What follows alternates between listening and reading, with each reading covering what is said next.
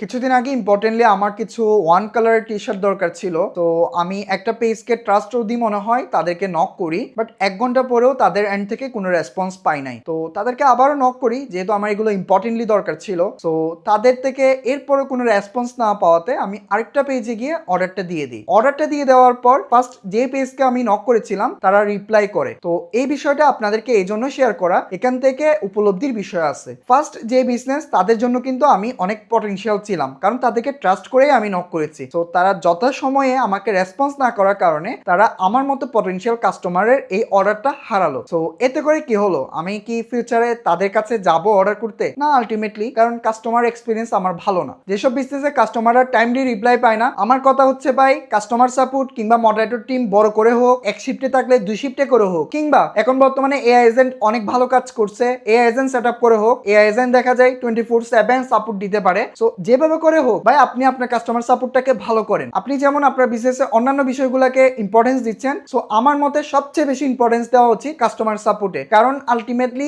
যেই কাস্টমার একবার আপনার এখান থেকে কাস্টমার সাপোর্ট ভালো না পেয়ে চলে যাবে অন্য কোথাও, সে কিন্তু এরপরে আপনি যত ভালো ব্র্যান্ড হন না কেন, যত ভালো প্রোডাক্ট দেন না কেন, যত ভালো অফার দেন, সে কিন্তু আর আপনার থেকে পারচেস করবে না। সো এই বিষয়টা আপনারা মাথায় রাখবেন।